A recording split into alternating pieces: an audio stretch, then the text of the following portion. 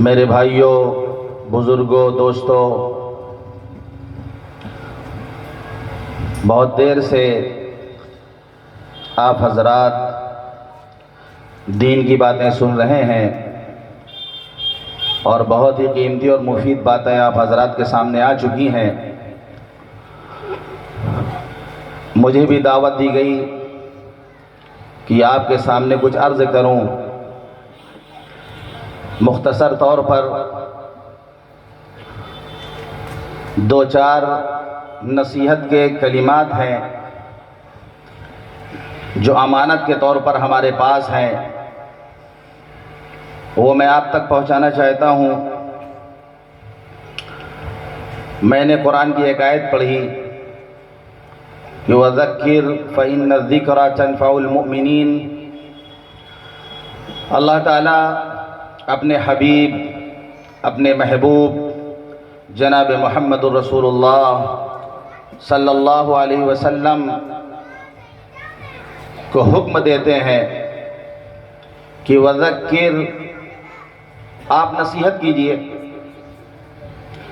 وَذَكِّرْ فَإِنَّ الذِّكْرَى تَنفَعُ الْمُؤْمِنِينَ، آپ نصیحت کیجئے اس لیے کہ نصیحت ایمان والوں کو فائدہ پہنچاتی ہے۔ نصیحت کہتے ہیں خیر کی بات کہنا، بھلائی کی بات کہنا، فائدے کی بات کہنا۔ اللہ کو یہ بہت پسند ہے کہ بندے آپس میں ایک دوسرے کے خیر خواہ بنیں۔ خیر خواہی بہت بڑی چیز ہے کہ آدمی دوسرے کا بھلا چاہے۔ اللہ اپنے بندوں سے مطالبہ کرتے ہیں کہ بندے بھی ایک دوسرے کی خیر خواہی کریں، اور خیر خواہی کی ادا اللہ کو بہت پسند ہے۔ قرآن مجید میں ایک سورہ ہے جس کا نام ہے سورۃ النمل۔ نمل عربی میں کہتے ہیں چونٹی کو۔ چونٹی ایک حقیر مخلوق ہے، بہت ہی معمولی، بہت ہی حقیر مخلوق ہے، لیکن اللہ تعالیٰ نے اس کے نام کی پورے سورہ قرآن میں نازل فرما دی۔ اس میں ایک چونٹی نے اپنی قوم کے ساتھ خیر خواہی کا معاملہ کیا تھا، قوم کو نصیحت کی تھی۔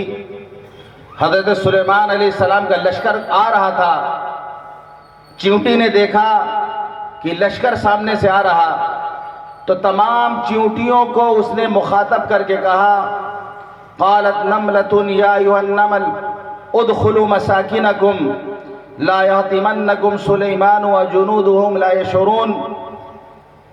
چونٹی نے کہا کہ چونٹیوں اپنے بلوں میں داخل ہو جاؤ، ایسا نہ ہو کہ حضرت سلیمان علیہ السلام اور ان کا لشکر تمہیں کچل دے، اور انہیں احساس بھی نہیں ہوگا، غیر شعوری طور پر وہ تمہیں کچل دیں گے، انہیں احساس بھی نہیں ہوگا۔ ایک چونٹی نے اپنی برادری کی خیر خواہی کی، اپنی قوم کی خیر خواہی کی۔ اللہ کو یہ ادا اتنی پسند آئی کہ اللہ نے اس کا ذکر قرآن مجید میں کیا، اور چونٹی کے نام کی پورے سورہ اللہ نے قرآن میں نازل فرما دی۔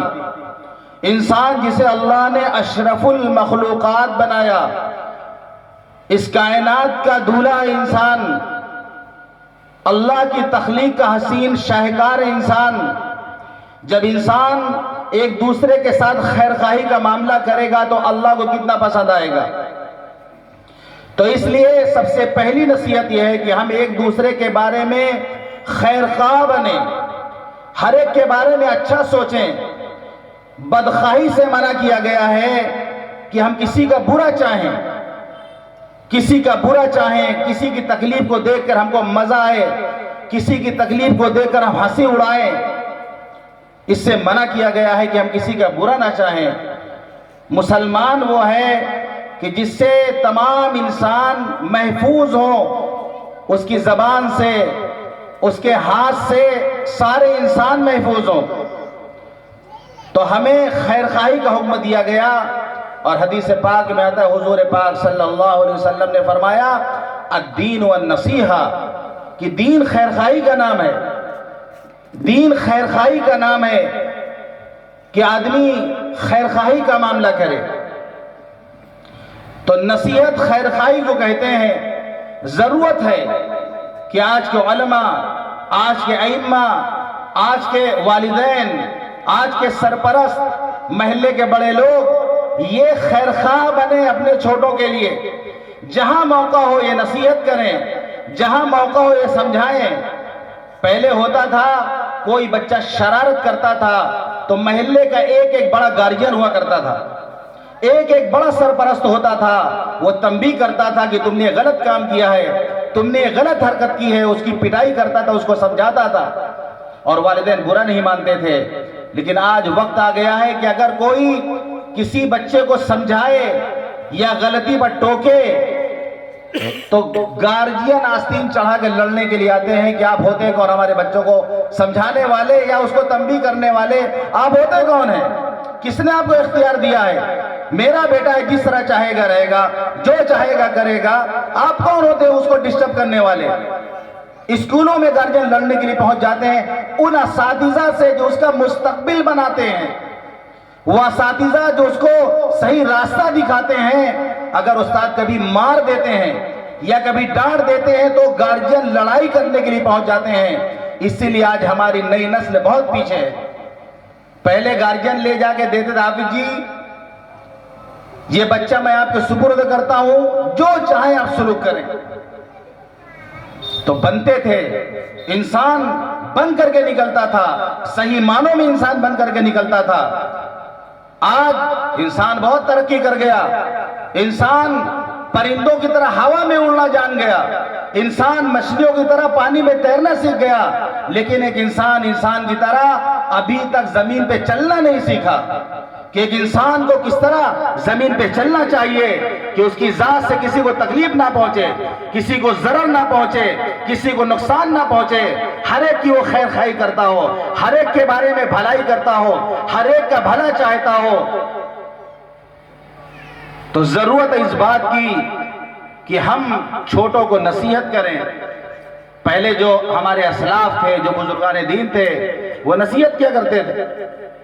ایک بزرگ فرماتے ہیں کہ میرے والد نے مجھے 3 باتوں کی نصیحت کی. یہ امانت ہے، میں آپ تک پہنچاتا ہوں. 3 باتوں کی نصیحت کی. بیٹا 3 قسم کے لوگوں سے دوستی نہ کرنا. ہم نے دوستی کو بہت آسان سمجھ رکھا ہے کہ جس کے کندھے پہ ہاتھ رکھ دیا وہ ہمارا دوست ہو گیا. انسان کی عادت، انسان کی فطرت، انسان کے اخلاق کو، اس کے مزاج کو اگر آپ کو پہچاننا ہے، اس کے دوستوں کو دیکھو. کیسے لوگوں کے ساتھ اٹھتا بیٹھتا ہے اس کو دیکھو، اس کا مزاج سمجھ میں آ جائے گا. حدیث میں آتا ہے حضور پاک صلی اللہ علیہ وسلم نے ارشاد فرمایا کہ الرجل علی دین خلیلی، آدمی اپنے دوست کے دین پر ہوتا ہے. دوست نیک ہوگا تو اپنے دوستوں کو بھی نیک بنائے گا. دوست نمازی ہوگا اپنے دوستوں کو نمازی بنائے گا. لیکن اگر دوست بے دین ہوگا تو اپنے دوستوں کو بے دین بنائے گا. بے نمازی ہوگا اس کو بھی وہ نماز کے وقت کھینچ کے مارکیٹ اور بازار لے کے جائے گا. آپ نے فرمایا فَلْيَنْظُرْ أَحَدُكُمْ مَنْ يُخَالِلُ، تم میں سے ہر ایک دیکھ لے گا کس سے دوستی کرنے جا رہا، کس سے دوستی کر رہا. کیونکہ دوست اپنے دوست کے دین پر ہوتا ہے.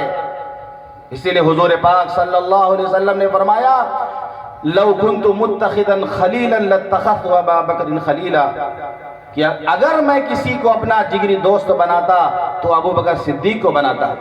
یار غار ہیں، سفر و حضر کے ساتھی ہیں، تنہائیوں اور مجلسوں میں ساتھ رہنے والے ہیں.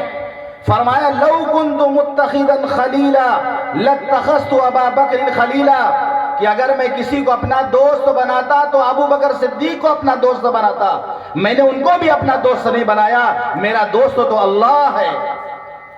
اللہ ولی المؤمنین، اللہ مومنوں کا دوست ہے. آپ نے فرمایا لا تصاحب الا مؤمنا، دیکھو دوستی مت کرنا سوائے مومن کے. یعنی اگر دوستی کرو تو مومن سے دوستی کرو. وَلَا يَأْكُلْ طَعَامَكَ إِلَّا تَقِي، اور تمہارا کھانا صرف متقی لوگ، پرہیزگار نیک لوگ کو کھانا کھلاؤ. تمہارا کھانا نیک لوگ کھائیں. یہ نہیں کہ جو ہے اوباش اور بدماش اور جو ہے گندے فطرت والے، گندے مزاج والے، ان کو بلا بلا کے کھانا کھلاؤ. کھانا کھلاؤ تو نیک لوگوں کو کھلاؤ. آپ نے مثال دی، اچھے دوست کی مثال آپ نے دی عطر بیچنے والے کی. جیسا عطر بیچنے والا، آپ اس سے اگر دوستی کریں گے، اس کے پاس بیٹھیں گے، یا تو وہ عطر ہدیہ میں آپ کو دے دے گا، یا آپ اس سے خریدیں گے. کچھ نہیں تو کم از کم خوشبو تو ملے گی، کم از کم خوشبو تو ملے گی. آپ جائیں اگر اسٹریٹ میں عطر کی دکان کے سامنے سے گزریں گے، مزہ آ جائے گا.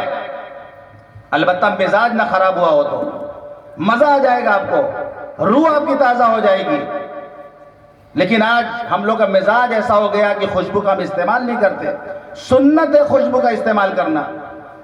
مسجد میں نماز پڑھنے چلے جا رہے ہیں، سارا دن کام کر کے پسینہ کی بدبو، اور اس کے بعد مسجد میں اے سی جو گھستے ہیں، اور سارے لوگوں کا پسینہ مل کر جو مجموعہ عطر بنتا ہے، کیا پوچھنا پھر اس کا. خوشبو کا استعمال نہیں. سنت ہے خوشبو لگانا، سنت ہے. اگر کوئی خوشبو ہدیہ میں دے تو انکار کرنے سے منع کیا گیا، کیونکہ آدمی جب خوشبو سونگے گا تو اس کا مزاج درست ہوگا، اس کا دماغ معطر ہوگا. اچھی صحبت کے، اچھے دوست کی مثال حضور پاک صلی اللہ علیہ وسلم نے عطر بیچنے والے، مشک بیچنے والے سے دی ہے. اور برے دوست کی مثال بھٹی جلانے والے کی. یہ جو بھٹی جلاتے ہیں، جو بھٹی جلتی ہے، ان سے آپ دوستی کریں گے، جا کے بیٹھیں گے، یا تو بھٹی سے چنگاری اڑ کے آپ کا کپڑا جلائے گی، یا تو کوئلہ سے آپ کا کپڑا کالا ہوگا.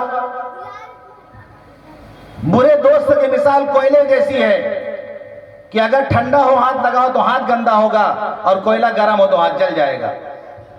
نہیں تو کم از کم دھواں تو آپ کے ناک میں جائے گا ہی، اس سے آپ بچ نہیں پائیں گے. تو آپ نے مثال دی ہے یہ اچھے دوست اور برے دوست کی. تو آدمی، ہم نے دوستی بہت آسان سمجھ لیا ہے. گارجین دھیان نہیں دیتے کہ میرا بیٹا کس سے دوستی کرتا ہے، کن کے ساتھ یہ رہتا ہے، کن کے ساتھ گھومتا ہے. نظر رکھنی چاہیے اس بات پر. تو باپ تھے، انہوں نے بیٹے کو نصیحت کی کہ بیٹا دیکھو، 3 قسم کے لوگوں سے دوستی نہ کرنا. سب کے لیے بات ہے. پہلی بات، کسی بیوقوف سے دوستی نہ کرنا. وہ تم کو آرام پہنچانا چاہے گا، لیکن بیوقوفی سے وہ تمہیں تکلیف پہنچا دے گا. تمہیں وہ فائدہ پہنچانا چاہے گا، لیکن بیوقوفی سے تمہیں نقصان پہنچا دے گا. پہلی نصیحت کی کہ کسی بیوقوف سے دوستی مت کرنا.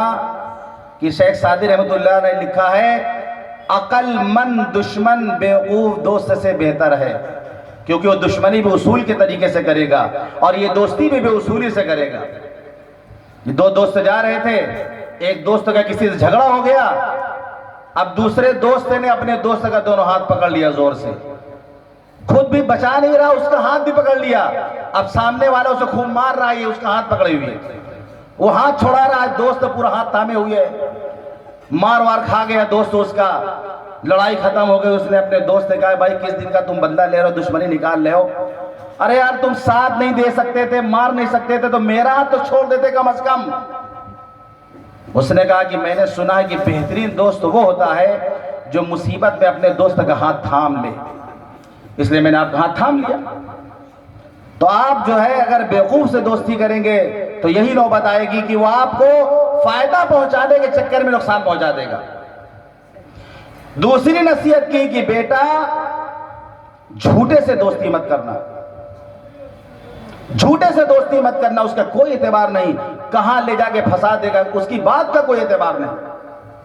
کیونکہ جھوٹ یہ ایک شیطانی فطرت ہے، جھوٹ یہ ابلیسی عادت ہے. ایک مومن جھوٹ نہیں بولتا. صحابہ نے پوچھا، اللہ کے رسول ایکون المؤمن جبانا، اے اللہ کے رسول کیا مومن بزدل ہو سکتا ہے؟ آپ نے فرمایا ہاں ہو سکتا ہے.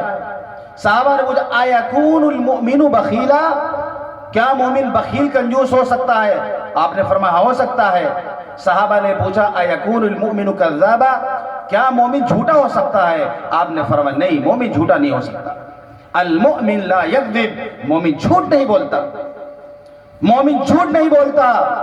آپ نے فرمایا ایمان والے کے اندر ہر عادت کی گنجائش ہو سکتی ہے، ہر عادت، ہر فطرت کی گنجائش ہو سکتی ہے، سوائے جھوٹ اور خیانت کے کہ مومن جھوٹ نہیں بولتا، خیانت نہیں کرتا۔ یہ تو منافق کی علامت ہے کہ فرمایا علامت المنافق ثلاث اذا حدث كذب واذا وعد اخلف واذا اؤتمن خان۔ منافق کی تین پہچان بتائی حضور پاک صلی اللہ علیہ وسلم نے۔ منافق جو ہوتا ہے یہ کفر کا سب سے بدترین درجہ ہے، تو ان کی سزا بھی ویسی ہے کہ ان المنافقین فی الدرک الاسفل من النار، منافقین جہنم کے سب سے نچلے حصے میں ہوں گے۔ نفاق ہے ظاہر کچھ باطن کچھ، منہ پہ کچھ پیٹ پیچھے کچھ، تھالی کا بیگن آستین کا سانپ، دو رخی بات کرنے والا، یہ نفاق ہوتا ہے، دوغلا پن ہوتا ہے، یہ کفر اور شرک کی بدترین شکل ہے نفاق۔ فرمایا منافق کی تین علامتیں ہیں، اذا حدث کذب، بات کرے گا تو جھوٹ بولے گا۔ ہم اپنے آپ کو دیکھیں کہیں ہم جھوٹ تو نہیں بولتے، کہیں یہ منافقین کی علامت ہمارے اندر تو نہیں ہے۔ پہلی علامت اذا حدث کذب، بات کرے گا تو جھوٹ بولے گا، وَإِذَا وَعَدَ أَخْلَفَ، وعدہ کرے گا تو وعدہ خلافی کرے گا، وعدہ کر لے گا لیکن وعدے کو نبھائے گا نہیں۔ ہمارا حال 99% لوگوں کا حال یہ ہے کہ وعدہ پورا نہیں کرتے۔ اللہ فرماتا ان العہد کان مسئولا، اللہ عہد کے بارے میں پوچھے گا۔ یہ جو ہم کہہ دیتے ہیں نا کہ فلاں جگہ فلاں وقت ملیں گے اور جاتے نہیں ہیں، یا فلاں دن آپ کا کام کر دیتے اور کرتے نہیں ہیں، یا فلاں دن آپ کا پیسہ واپس کر دیں گے کرتے نہیں ہیں، یہ وعدہ خلافی ہے، یہ منافقین کی علامت ہے کہ منافق جب وعدہ کرتا ہے تو پورا نہیں کرتا۔ وَإِذَا اؤْتُمِنَ خَانَ، اور جب امانت اس کے سپرد کی جاتی ہے تو خیانت کر دیتا ہے۔ امانت اس کو دی جاتی ہے وہ خیانت کرتا ہے، وہ امانت کی حفاظت نہیں کرتا، وہ خیانت سے کام لیتا ہے۔ یہ منافقین کی علامت ہے، ایمان والوں میں یہ بات نہیں ہونی چاہیے۔ فرمایا اربع من کان فیہ کان منافقا خالصا، چار باتیں ہیں جن کے اندر پائی جائیں گی وہ خالص منافق ہے۔ جیسے خالص گھی، خالص دودھ، خالص تیل، ہم میں سے ہر ایک چاہتا ہے ہمیں خالص دودھ ملے، ہمیں خالص گھی ملے، ہمیں خالص تیل ملے، ہر آدمی پیور اور خالص کا طالب ہے۔ اللہ بھی چاہتا ہے الا للہ الدین الخالص، اللہ کو خالص دین پسند ہے، ملاوٹ والا دین اللہ کیا نہیں چلے گا۔ اللہ بھی کہتا ہے، اللہ کا مطالبہ ہے الا للہ الدین الخالص، اللہ کو بھی خالص دین چاہیے۔ چار باتیں ہیں، من کان فیہ کان منافقا خالصا، جس کے اندر یہ چار باتیں پائی جائیں گی وہ خالص منافق ہے۔ جن کے اندر کوئی ایک بات پائی جائے تو منافق کی وہ عادت اس میں ہے جب تک اس کو وہ چھوڑ نہ دے۔ تین باتیں تو یہی ہیں، بات کرے تو جھوٹ بولے، وعدہ کرے تو وعدہ خلافی کرے، جب امانت اس کے سپرد کی جائے تو خیانت کرے۔ چوتھی بات فرمائی وَإِذَا خَاصَمَ فَجَرَ، جب وہ لڑائی کرتا ہے تو گالی بکتا ہے۔ وَإِذَا خَاصَمَ فَجَرَ، جب وہ کسی سے لڑائی کرتا ہے تو گالی بکتا ہے، جس میں ماشاءاللہ ہماری قوم ایک نمبر پہ چل رہی ہے، ایک نمبر پہ گالی بکنے میں ایک نمبر پہ اس وقت مسلمان۔ بچوں کی زبان پہ گالی، آپ خالی پھیل خانے کے محلوں سے گزر کر دیکھیں، بچوں کی زبان سے الفاظ، گالی کے الفاظ ادا ہوتے ہیں۔ بعض تو گارجین خوش ہوتے ہیں میرا بچہ گالی بکنے لگا، اے بابو گالی بک دو تھوڑا سا، تو یہ دیکھو گالی بک دیتا ہے، گالی بکنا سیکھ گیا، گالی بک کے دکھا چچا کو، تو چچا کو گالی بک کے سناؤ، بابو خوش ہو رہے ہیں، کہہ رہے میرا بابو گالی بکنے لگا۔ اب تو ایسی ایسی گندی باتیں بچے کرتے ہیں راستوں میں، آپ کان میں ہر ایک سنتا ہوگا۔ سباب المؤمن فسوق، سباب المسلم فسوق وقتالہ کفر، مومن کو گالی دینا فسق ہے، اس سے لڑائی کرنا ایک کفر ہے۔ ایک صحابی کو آپ نے نصیحت کی لا تسبن احدا، دیکھو کسی کو گالی مت دینا۔ اس کے بعد سے وہ صحابی نے انسان تو کیا کسی جانور کو بھی برا بھلا نہیں کہا۔ بات بات میں گالی، بعض لوگ تو بات کو مزیدار کرنے کے لیے بیچ میں گالیوں کا استعمال کرتے ہیں کہ جب گالی بکیں گے تو بات میں مزہ آئے گا، جس طریقے سے کھانے میں سلاد ہو تو مزہ آتا ہے، چٹنی ہو تو مزہ آتا ہے، اسی طرح بات کو لذیذ مزیدار بنانے کے لیے وہ گالیوں کا استعمال کرتے ہیں۔ تو منافق کی علامت بتائی گئی، وَإِذَا خَاصَمَ فَجَرَ، منافق جب لڑائی کرتا ہے تو گالی بکتا ہے۔ اس کا مطلب کہ ایمان والے کو اس سے دور ہونا چاہیے۔ اپنے نسلوں کی حفاظت کریں ہم، یہ نسلیں ہمارے پاس امانت ہیں، ان کو برباد ہونے سے، خدا کے واسطے ان کو برباد ہونے سے بچا لیں۔ آج پورے محلے میں ایسی گالیاں ماں کو دی جاتی ہیں، وہ ماں جس نے 9 مہینے پیٹ میں رکھا، جس نے اپنا دودھ پلا کے بڑا کیا، جس نے جو ہے اپنے آرام کو قربان کیا، ان ماؤں نے ہمارا کیا بگاڑا ہے، ان بہنوں نے ہمارا کیا بگاڑا ہے؟ صرف یہی کیا کہ انہوں نے ہمیں جنم دیا، کہ ساری گالیاں انہوں کو دی جاتی ہیں، ساری گالیاں ماؤں کے لیے، ساری گالیاں بہنوں کے لیے۔ کیا غلطی کی ہماری ماؤں بہنوں نے؟ اپنے نوکروں کو ہم گالی دیتے ہیں، بڑے بڑے دکاندار مالدار اپنے نوکروں کو گالی دیتے ہیں۔ ہماری ماں بہنوں کی عزت ہے، ان نوکروں کی ماں بہنوں کی عزت نہیں ہے۔ جس کو دیکھو گالی بکتا ہے، گالی بک کے بات کرتا ہے۔ غیر مسلموں نے شکایت کی کہ آپ کے محلے میں مسلمان گالی بہت زیادہ بکتے ہیں۔ اس سے بڑی شرم کی کیا بات ہو سکتی ہے کہ غیر مسلم آ کے شکایت کرے کہ مسلمان گالی بکتا ہے؟ یہ منافقین کی علامت ہے، منافقین کی پہچان ہے کہ منافق گالی بکتا ہے، ایمان والا گالی نہیں بکتا۔ اپنے بچوں کو ہم سمجھائیں، تنبیہ کریں، کوئی گندا لفظ ان کی زبان سے ادا ہو جائے ہم اس کو تنبیہ کریں، اس کو ٹوکیں۔ خود نہ جھوٹ بولیں، بچوں سے جھوٹ نہ بلوائیں، کیونکہ ہم خود جھوٹ بولتے ہیں اور بچوں سے جھوٹ بلواتے ہیں۔ تو فرمایا دوسری نصیحت کی کہ بیٹا جھوٹے سے دوستی مت کرنا، کیونکہ کہاں لے جا کے پھنسا دے گا۔ حدیث میں آتا الصدق ینجی والکذب یہلک، سچائی نجات دینے والی ہے، جھوٹ ہلاک کر دینے والا ہے۔ سچے کی کشتی ڈوبتے ڈوبتے بھی کنارے جا کے لگ جاتی ہے، اور جھوٹے کی کشتی کنارے جا کے بھی ڈوب جاتی ہے۔ سمجھ میں آتا ہے کہ راستہ بہت کلیئر ہے، بہت صاف ہے، بچ جائیں گے یہاں پر ہم، لیکن عین وقت پہ جا کے ایسا کوئی مسئلہ ہوتا ہے، ایک جھوٹی بات کو سچ کرنے کے لیے 70 جھوٹ بولنا پڑتا ہے، اور پھر جھوٹ کا بھانڈا پھوٹتا ہے، وہ آدمی لوگوں کی نظر میں گر جاتا ہے۔ سچائی کے دامن ہم ہاتھوں سے تھامے رکھیں، معاملہ ہمارے موافق ہو یا مخالف ہو، جیسا بھی معاملہ ہو، اگر ہمارے علم میں ہے کہ بات ایسی ہے تو ہمیں حق اور سچ بول دینا چاہیے، چاہے سامنے پھر ہمارے رشتہ دار ہو، ہمارے گھر والے ہوں، یا ہمارا پڑوسی ہو، یا ہمارا دوست ہو، کوئی بھی ہو، اگر حق بات ہمیں معلوم ہے تو ہمیں بتا دینا چاہیے۔ ایک واقعہ میں بتاتا ہوں، کاندھلا، مظفر نگر قریب کاندھلا، جہاں حضرت شیخ زکریا کاندھلوی رحمۃ اللہ علیہ، مولانا الیاس کاندھلوی رحمۃ اللہ علیہ وہیں کے رہنے والے تھے۔ وہاں پر ایک زمین تھی، اس پر غیر مسلموں نے دعویٰ کیا کہ یہ ہماری زمین ہے، مسلمانوں نے دعویٰ کیے ہماری زمین ہے۔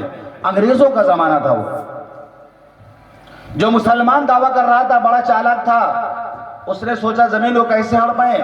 اب مسلمانوں کے جذبات کو ابھارنے کے لیے اس نے کہا یہ زمین ہمیں ملے گی تو ہم مسجد کے لیے وقف کر دیں گے۔ سبحان اللہ، مسجد کے نام پہ مسلمان، مزہ آ جاتا ہے مسلمانوں سے مسجد کے نام پہ جتنا چاہیں آپ پیسہ لے لیجیے، جتنا چاہیں۔ غریب کی مدد نہیں کرے گا، بیوہ کی مدد نہیں کرے گا، مسکین کی مدد نہیں کرے گا، اس کا پڑوسی کھانا کھایا کہ نہیں کھایا اس کے بارے میں نہیں سوچے گا، مسجد کو عالیشان بنوائے گا، مسجد میں لاکھوں لاکھ روپے خرچ کرے گا، جبکہ مسجد سادی ہونی چاہیے۔ حدیث پاک میں آتا ہے ان من اشراط الساعہ، قیامت کی نشانیوں میں سے یہ ہے ان یتباہی الناس فی المساجد، کہ لوگ مسجد کے بارے میں ایک دوسرے سے فخر کریں گے کہ ہماری مسجد تمہاری مسجد سے زیادہ خوبصورت ہے، تم ایسی مسجد بنائے ہو، ایسا گنبد لگائے ہو، اس سے دھاکڑ گنبد ہم لگوائیں گے، تم 2 مینار لگوائے ہو، ہم 4 مینار لا کے اپنی مسجد میں لگوائیں گے، تم 2 تلہ ڈھلائی کیے ہو، ہم 3 تلہ ڈھلائی کریں گے، تم پھلا مارول لائے ہو، ہم مکرانے سے اس سے بڑھیا مارول لے کے آئیں گے۔ ان یتباہی الناس فی المساجد، مسجدوں کے بارے میں لوگ جو ہے مقابلہ کریں گے، یہ قیامت کی نشانی ہے۔ مسلمان بھی چندہ خوب مسجد کے نام پہ چندہ خوب دیتا ہے۔ آپ مسجد بہت آسان ہے، آپ مسجد شہید کر دیجئے، دیکھیے آپ 6-7 مہینے کے اندر عالیشان مسجد تیار ہو جاتی ہے. اتنا چندہ مسلمان مسجد میں دیتے ہیں. کعبے کو دیکھ کے حضرت عبداللہ ابن عمر نے فرمایا کہ کعبہ سے بڑھ کر کیا ہو سکتا ہے. تمام مسجدوں کا نسب جا کے کعبہ سے ملتا ہے. جس مسجد کا نسب کعبے سے نہ ملے وہ اللہ کا گھر نہیں، مسجد نہیں، اسے مسجد ضرار کہا جائے گا، جو منافقین نے مدینے میں مسلمانوں کے خلاف سازش کرنے کے لیے بنائی تھی. جس قربانی کا شجر نسب حضرت ابراہیم علیہ السلام کی قربانی پہ جا کے نہ ملے وہ قربانی نہیں ہے، وہ جانور ذبح کرنا ہے. جس مدرسے کا نسب صوفہ نبی سے جا کے نہ ملے وہ علم کدا نہیں، جہالت کدا ہے. حضرت عبداللہ ابن عمر رضی اللہ عنہ کعبے کو دیکھ کے فرماتے ہیں کہ اے کعبہ تیری کیا عظمت ہے، تیری کیا عزت ہے، لیکن ایک مومن بندہ اللہ کی نظر میں تجھ سے بھی زیادہ باعزت ہے. ایک مومن بندہ اللہ کی نظر میں تجھ سے بھی زیادہ باعزت ہے. کعبے کو دیکھ کے حضرت عبداللہ ابن عمر فرماتے ہیں. لیکن ہمارا حال یہ کہ ایک ایمان والے کی عزت ہم مسجدوں میں لے لیتے ہیں. ایک خون بچ جائے کسی کے نماز میں، آفت آ گئی، اس کی تو بیچارے ایک نماز بھی ڈاواں ڈول ہوتی ہوگی. اگر کسی کے غلطی سے بچ گیا تو آفت ہے. وہ سوچے گا کہ سلام پھیرنے کی دیر ہے، پورے مقتدی برس پڑیں گے ہمارے اوپر. پورے مقتدی بیچارے گھنٹی ایک بار بجی ہے اور پھر کتنی گھنٹی بجاتے ہیں اپنی زبان سے مقتدی مل کر کے. اتنی گھنٹی بجاتے ہیں کہ اس کی کھڑیاں کھڑی ہو جاتی ہے. عزت لے لیتے ہیں. مسجد ہر طرح کے لوگ آئیں گے. اے سی لگی ہوئی ہے، کوئی دھڑاک سے دروازہ کرے، اس طرح دروازہ کھولا جاتا ہے مسجد کا، کانچ کا دروازہ ٹوٹ جائے گا، سمجھ میں نہیں آتا. عزت لے لیا تم نے اس کی. جاہل بھی آئے گا، پڑھا لکھا بھی آئے گا، دیہاتی بھی آئے گا، شہری بھی آئے گا. اللہ کا گھر ہے وہ، ہر طرح کے لوگ آئیں گے وہاں پر. گھر میں قالین نہیں تو مسجد کے قالین پہ تو بیچارے آگے بیٹھیں گے. گھر میں اے سی نہیں تو مسجد کے اے سی میں آئیں گے وہ. تو عزت ہم لے لیتے ہیں. مسجدوں میں لوگ عزتیں لے لیتے ہیں. ایک مسلمان کی، ایک نمازی کی کہ بعض اوقات وہ بیچارہ بھاگ جاتا مسجد چھوڑ کے، بزدل ہو کے مسجد چھوڑ کے چلا جاتا ہے کہ ہم اگر شراب کھانے میں چلے جائیں، وہاں اگر ہم سے گلاس شراب کا ٹوٹ جاتا ہے تو ایک ویٹر آگے کہتا ہے کہ سر کوئی بات نہیں ہے، وہ لا کے رومال دے گا، اس کو پوچھے گا، اس کے بعد اس کو دوسرا گلاس لا کے پیش کرے گا. یہ آپ کے ہوٹلوں میں ایسا ہوتا ہے. مسجد میں غلطی ہو جائے تو پھر عزت آپ کی چلی جائے گی. تو ایمان والے کی عزت، ایک ایمان والے کی عزت بہت بڑی ہوئی ہے. اس کی قیمت ہمیں پہچاننی چاہیے. تو اس نے چالاکی کے مسلمان نے کہ مسلمان جو ہے مسجد کے نام پہ جذبات میں آ جاتے ہیں. اس نے کہا کہ اگر زمین ہم پا گئے نا تو اس میں مسجد بنوا دیں گے. اب سارے مسلمان واہ چلو اب تو ہم لوگ کو ملے گی تو یہاں مسجد بنے گی. غیر مسلموں کو پتا چلا، انہوں نے کہا کہ ہم تو اب مندر بنائیں گے اس مسجد پر، اس جگہ پر. اگر زمین ہم کو مل گیا مندر بنائیں. ہو گئی ٹھنا ٹھنی ہو گئی، مقدمہ حل نہیں ہو رہا.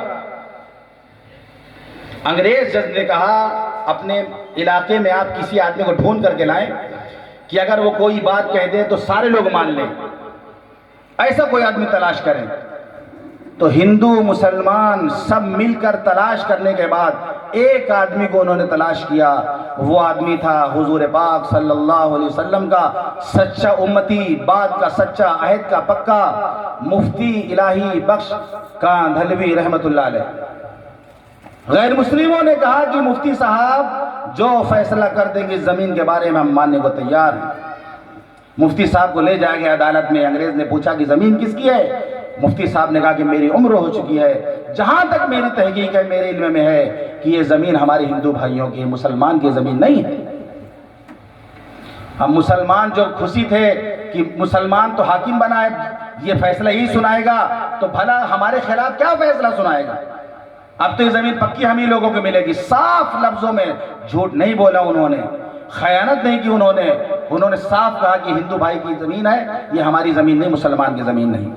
انگریز جج نے اس وقت یہ لکھا انگریز جج نے کہ آج کا مقدمہ مسلمان ہار گئے لیکن ان کا اسلام آج جیت گیا. مسلمان مقدمہ ہار گئے لیکن ان کا اسلام آج جیت گیا۔ ہندوؤں نے کہا حاکم سے آپ نے اپنا فیصلہ سنا دیا، اب ہمارا بھی فیصلہ سنیے کہ مفتی صاحب نے سچ بولا، یہ زمین اب ہم مسجد کے لیے دان کرتے ہیں، یہاں پہ مسجد بنے گی۔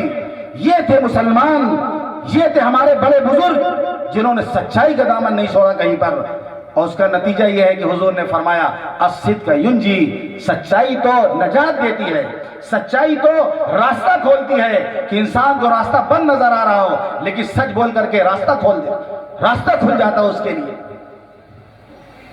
تو دوسری نصیحت کی ان بزرگوں نے کہ بیٹا کسی جھوٹے سے دوستی مت کرنا۔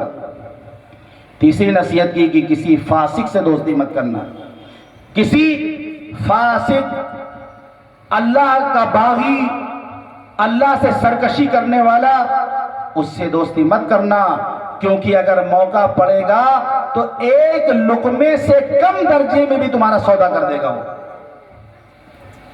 جو اللہ کا باغی ہو، جو اللہ سے سرکشی کرتا ہو، تمہاری کیا اوقات ہے اس کے سامنے؟ موقع ملے گا تمہیں دھوکہ دے کے بھاگ جائے گا، تمہیں پھنسا کے بھاگ جائے گا، الزام لگا کے بھاگ جائے گا، کہیں ضرورت پڑی بیچنے کی تمہیں بیچ دے گا وہ 2 پیسوں کے لیے۔ اس لیے فاسق سے دوستی مت کرنا۔ اسی طریقے سے ایک بزرگ نے اپنے بیٹے کو نصیحت کی، یہ ایک مجمع ہے، چھوٹا سا مجمع ہے، بڑے بھی ہیں بچے بھی ہیں، یہ مختصر باتیں ہیں نصیحت کے طور پر اور بہت قیمتی ہیں کہ ہم اپنے بچوں کو بتائیں، گھر میں جا کے بتائیں۔ نصیحت کی بیٹا، انہوں نے کافی نصیحت کی تھی لیکن ابھی وقت نہیں کہ میں سب کو بتاؤں۔ آخر کی جو 2 نصیحت کی انہوں نے کہا کہ 2 نصیحت کرتا ہوں کہ 2 چیزوں کو بھول جانا، 2 چیزوں کو بھول جانا۔ نمبر 1، اگر کسی کے ساتھ احسان کرنا تو احسان کر کے بھول جانا، احسان کبھی مت جتانا۔